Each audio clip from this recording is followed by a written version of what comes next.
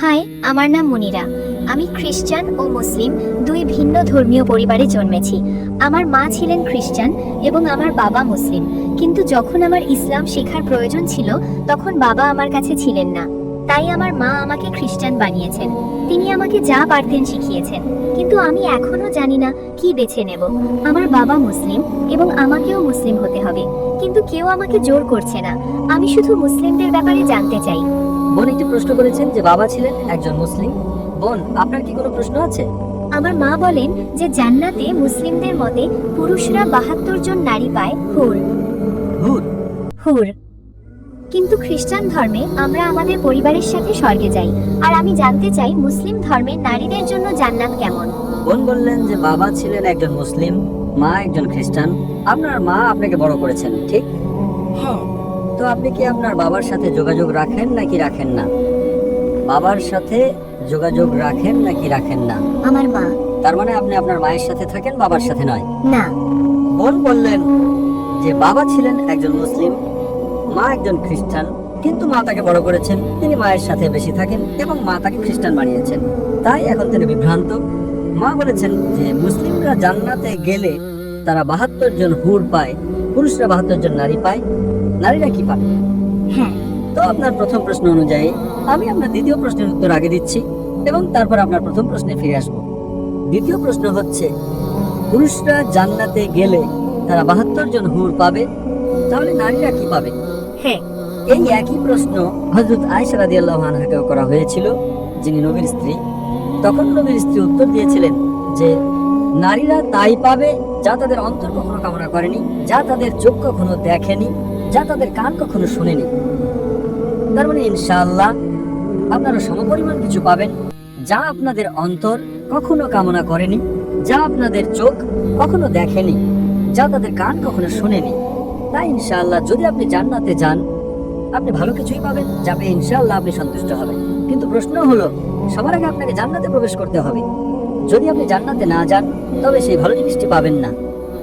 আর আপনি যে নিয়মের কথা বলছেন যে আপনার মা খ্রিস্টান, বাবা মুসলিম, আপনি বিভ্রান্ত। আমি একটু আগে ভাইকে যে সূত্রটা দিয়েছিলাম সেটা আপনার ক্ষেত্রে প্রযোজ্য। অন্তত সেটা মানুন যা উভয় ধর্মেই এক। উভয় ধর্মগ্রন্থ কোরআন এবং বাইবেলে যা কমন, অন্তত সেটা মেনে চলুন। বাইবেলের কোথাও বলা নেই যে যিশু ঈশ্বর। বোন, আপনি কি বিশ্বাস করেন যিশু ঈশ্বর? না। খুব ভালো, কারণ বাইবেলের কোথাও বলা নেই, সম্পূর্ণ বাইবেলে একটিও পরিষ্কার বাক্য নেই যেখানে যীশু খ্রিস্ট আলাইহিস সালাম নিজে বলেছেন যে আমি ঈশ্বর বা আমার উপাসনা করো। আমরা বিশ্বাস করি ইসলাম হলো একমাত্র অখ্রিস্টান ধর্ম যা যীশু খ্রিস্ট আলাইহিস সালামের উপর বিশ্বাস করাকে ঈমানের অঙ্গ মনে করে। তাই আপনাকে যীশু খ্রিস্ট আলাইহিস সালামে বিশ্বাস করতে হবে, কিন্তু আমরা বিশ্বাস করি তিনি ছিলেন ঈশ্বরের অন্যতম শক্তিশালী একজন রাসূল। বাইবেল বলে ঈশ্বর এক। যীশু খ্রিস্ট আলাইহিস সালাম বলেছিলেন, এটি গসপেল অফ মার্কের 12 নম্বর অধ্যায়ের 29 নম্বর আয়াতে উল্লেখ আছে। সেখানে বলা হয়েছে, অর্থাৎ শোনো ও ইসরাইল, প্রভু আমাদের ঈশ্বর হলেন একমাত্র প্রভু। আপনি যদি বাইবেল পড়েন, সেখানে মুহাম্মদ সাল্লাল্লাহু আলাইহি সাল্লামের ভবিষ্যৎবাণী সম্পর্কে উল্লেখ আছে। মুহাম্মদ সাল্লাল্লাহু আলাইহি সাল্লামের ভবিষ্যৎবাণী ওল্ড টেস্টামেন্ট এবং নিউ টেস্টামেন্ট উভয় জায়গাতে উল্লেখ আছে। বিস্তারিত বলার মতো সময় আমার হাতে নেই, আমি শুধু রেফারেন্সগুলো দেব। It's mentioned in the book of Deuteronomy, chapter number 18, verse number 18. Muhammad সাল্লাল্লাহু আলাইহি সাল্লামের আগমনের কথা উল্লেখ আছে। In the book of Deuteronomy, chapter number 18, verse number 19. In the book of Isaiah, chapter number 29, verse number 12. In the Song of Solomon, chapter number 5, verse number 16. নবী মুহাম্মদ সাল্লাল্লাহু আলাইহি সাল্লামের নাম উল্লেখ করা হয়েছে। এমনকি নিউ টেস্টামেন্টেও তার ভবিষ্যৎবাণী করা হয়েছে। In the Gospel of John, chapter number 14, verse number 16. In the Gospel of John, chapter 15, verse number 26. In the Gospel of John, chapter number 16, verse number 7. অনেক জায়গায় আমি আপনাকে মাত্র একটি রেফারেন্স দিচ্ছি। Gospel of John, chapter number 16, verse number 12 to 14 says, তোমাদের বলার মতো আমার অনেক কিছু আছে, কিন্তু এখন তোমরা তা সহ্য করতে পারবে না, কারণ তিনি যখন সেই সত্যের আত্মা আসবেন, তিনি তোমাদের সমস্ত সত্যের পথ দেখাবেন। তিনি নিজের থেকে কিছু বলবেন না, তিনি যা শুনবেন তাই বলবেন। তিনি আমাকে মহিমান্বিত করবেন। এই ভবিষ্যৎবাণীটি সর্বশেষ ও চূড়ান্ত রাসূল মুহাম্মদ সাল্লাল্লাহু আলাইহি সাল্লাম ছাড়া আর কারো দিকে ইঙ্গিত করে না। আপনি যদি আরো বাইবেল পড়েন এবং কোরআন পড়েন, কোরআন বলছে মদ পান করো না। chapter 5, verse number 90. বাইবেল বলছে In the book of Proverbs, chapter 20, verse number 1. And the book of Ephesians, chapter 5, verse number 18. মদ পান করো না। কোরআন বলছে শূকরের মাংস খেও না। Surah Baqarah chapter 2 verse 173, Surah Ma'idah chapter 5 verse number 3, Surah An'am chapter 6 verse 145, Surah Nahl chapter 16 verse number 115. 4টি জায়গায় বাইবেল 3টি জায়গায় বলছে শুকরের মাংস না খেতে। In the book of Leviticus chapter number 11 verse number 7 and 8, in the book of Deuteronomy chapter number 14 verse number 8, in the book of Isaiah chapter 65 verse number 2 to 5. শুকরের মাংস খেও না। তাই যদি আপনি একজন ভালো খ্রিস্টান এবং একজন ভালো মুসলিম হতে চান, এক ঈশ্বরে বিশ্বাস করুন, তার কোনো প্রতিমূর্তি নেই, তার কোনো মূর্তি নেই। সর্বশেষ ও চূড়ান্ত রাসূল মুহাম্মদ সাল্লাল্লাহু আলাইহি সাল্লামে বিশ্বাস করুন। মদ পান করবেন না, শুকরের মাংস খাবেন না, জুয়া খেলবেন না। কোরআন হিজাব সম্পর্কে বলছে Surah Nur chapter 24 verse number 30 and verse number 31. যে নারীদের শালীনতার সাথে পোশাক পরা উচিত। একই কথা বাইবেলের Book of Deuteronomy chapter number 22 verse number 5. নারীদের এমন পোশাক পরা উচিত নয় যা পুরুষের সাথে সম্পৃক্ত, এবং পুরুষেরও নারীর পোশাক পরা উচিত নয়। It's mentioned in the 1 Timothy chapter number 2 verse number 9. যে নারীদের সংযত এবং লজ্জাশীলতার সাথে পোশাক পরা উচিত। তাদের দামি পোশাক এবং চুলে স্বর্ণের বেণী থাকা উচিত নয়। It's mentioned in the 1 Corinthians chapter number 11 verse number 5 and 6. যে নারী মাথা অনাবৃত রাখে সে তার মাথাকে অসম্মান করে, তার মাথা মুড়িয়ে ফেলা উচিত। কোরআনের চেয়ে বাইবেল বেশি কঠোর। কোরআনে কোথাও বলা নেই যে নারী মাথা ঢেকে রাখে না তার মাথা মুড়িয়ে ফেলা উচিত। It's mentioned in the Bible 1 Corinthians chapter number 11 verse 5 to 6. যে নারী প্রভুর কাছে প্রার্থনা করে এবং তার মাথা ঢেকে রাখে না তার মাথা মুড়িয়ে ফেলা উচিত। তাই যদি আপনি একজন ভালো খ্রিস্টান এবং একজন ভালো মুসলিম হতে চান, হিজাব পরুন। আপনি যদি মাদার মেরির ছবি দেখে থাকেন, আপনি কি মা মারিয়ামের ছবি দেখেছেন? বোন, আপনি মা মারিয়ামের ছবি দেখেননি? না। মা মারিয়ামের ছবি দেখেননি? মা মারিয়াম যীশু খ্রিস্টের মা। হ্যাঁ, আমি তাকে দেখেছি। আপনার মা কি আপনাকে দেখাননি?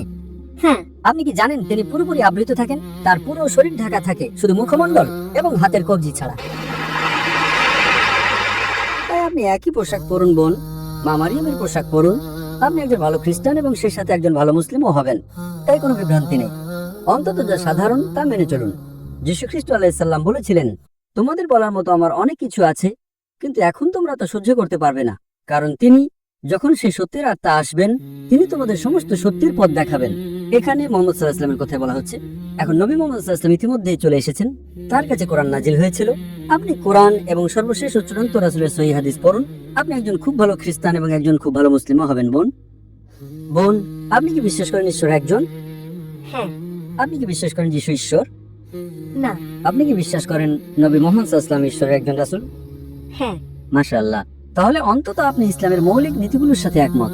তাহলে আপনি কি শাহাদা পাঠ করতে চান? আপনি কি ইসলামের ছায়াতলে প্রবেশ করতে চান? আমাকে এখনো চিন্তা করতে হবে। যদি আপনি বিশ্বাস করেন ঈশ্বর এক, যদি বিশ্বাস করেন নবী মুহাম্মদ সাল্লাল্লাহু আলাইহি ওয়াসাল্লাম ঈশ্বরের একজন রাসূল, যদি বিশ্বাস করেন যিশু ঈশ্বর নন, তাহলে আপনি প্রবেশ করতে পারেন। বাকি বিষয়গুলো আপনার কাছে পরিষ্কার হয়ে যাবে। স্কুলে ভর্তি হন, তারপর আপনি আরো অনেক কিছু শিখতে পারবেন। কিন্তু যদি আপনি 100% নিশ্চিত হন যে ঈশ্বর এক, যদি 100% নিশ্চিত হন যিশু ঈশ্বর নন, যদি 100% নিশ্চিত হন যে নবী মুহাম্মদ সাল্লাল্লাহু আলাইহি ওয়াসাল্লাম ঈশ্বরের একজন রাসূল, তাহলে মুসলিম হওয়ার জন্য এটাই আপনার প্রাথমিক আবশ্যকতা। এবং তারপর পরবর্তীতে আপনি হিজাব করতে পারেন, সালাত আদায় করতে পারেন, শুরু করতে পারেন ধীরে ধীরে। কিন্তু যদি এই দুটি বিষয় বিশ্বাস করেন যে আল্লাহ ছাড়া কেউ উপাসনা নেই, এবং আপনি বিশ্বাস করেন যে নবী মুহাম্মদ সাল্লাল্লাহু আলাইহি ওয়াসাল্লাম আল্লাহর রাসূল, এই দুটো বিষয় আপনার মুসলিম হওয়ার জন্য ন্যূনতম আবশ্যকতা, যাতে আপনি আপনার বাবাকেও খুশি করতে পারেন এবং আপনার মাকেও খুশি করতে পারেন। আপনি কি আপনার বাবা এবং মা দুজনকে খুশি করতে চান না? হ্যাঁ। তাহলে যদি আপনি বিশ্বাস করেন যে শুধুমাত্র একজন ঈশ্বরই আছেন এবং আপনি বিশ্বাস করেন নবী মুহাম্মদ সাল্লাল্লাহু আলাইহি ওয়াসাল্লাম হলেন রাসূল, তাহলে আপনি কেন ইসলামের ছায়াতলে প্রবেশ করতে চাইছেন না? কারণ আমি এ ব্যাপারে খুব বেশি জানি না। আমার মা খ্রিস্টান, বাবা মুসলিম, আমি কাউকে কষ্ট দিতে চাই না। ঠিক আছে, যখন স্কুলে ভর্তি হন আপনি জানেন না 10ম শ্রেণীতে কি পড়ানো হয়? আপনি কি জানেন? হ্যাঁ নাকি না? যখন আপনি স্কুলে ভর্তি হন, যখন আপনি নার্সারিতে যান, আপনি আরো শিখবেন। যতক্ষণ আপনি রাজি আছেন যে ঠিক আছে এখন আপনি স্কুলে ভর্তি হলে আপনি স্কুলের সময়সূচি মেনে চলতে রাজি আছেন, মৌলিক নিয়মগুলো মেনে চলতে রাজি আছেন, এবং তারপর আপনি আরো বেশি বেশি শিখতে শুরু করবেন। তো এখানে যদি আপনি মৌলিক নিয়মগুলোর সাথে একমত হন যে ঈশ্বর এক, যিশু ঈশ্বর নন, তিনি ঈশ্বরের একজন রাসূল, এবং নবী মুহাম্মদ সাল্লাল্লাহু আলাইহি ওয়াসাল্লাম ঈশ্বরের একজন রাসূল, এগুলো হলো প্রাথমিক আবশ্যকতা। পরবর্তীতে আপনি যত বেশি বেশি জ্ঞান অর্জন করতে থাকবেন, আপনার আমল বাড়তে থাকবে, আপনি একজন ভালো খ্রিস্টান এবং সেই সাথে একজন ভালো মুসলিমও হবেন বোন। এতে সময় লাগবে, কিন্তু মৌলিক বিষয়গুলো যদি আপনি ভালো করে জানেন, আমি মনে করি আপনার দলে প্রবেশ করা উচিত, এবং তারপর আল্লাহ আপনাকে আরো মেনে চলতে সাহায্য করবেন। বোন, আপনি কি ইসলাম গ্রহণ করতে চান? এখন না। ঠিক আছে, ইনশাআল্লাহ বাড়িতে যান, এটা নিয়ে চিন্তা করুন আর নিশ্চিত হন। একবার নিশ্চিত হলে দ্রুত প্রবেশ করুন। আপনি জানেন না আপনি কতদিন বাঁচবেন, একেবারে না হওয়ার চেয়ে দেরিতে হওয়া ভালো। আর আপনি জানেন না আপনি কতদিন বাঁচবেন, তাই আমার আপনার অনুরোধ, আপনি বাড়িতে যান, আরো গবেষণা করুন, আরো পড়াশোনা করুন, এবং যত দ্রুত আপনি নিশ্চিত হবেন আপনি ইসলামের ছায়াতলে আসুন, যাতে আপনি জান্নাতে যেতে পারেন, আপনি স্বর্গে যেতে পারেন, অন্যথায় আপনি জান্নাতে যাবেন না। আশা করি উত্তরটা পেয়েছেন। ধন্যবাদ।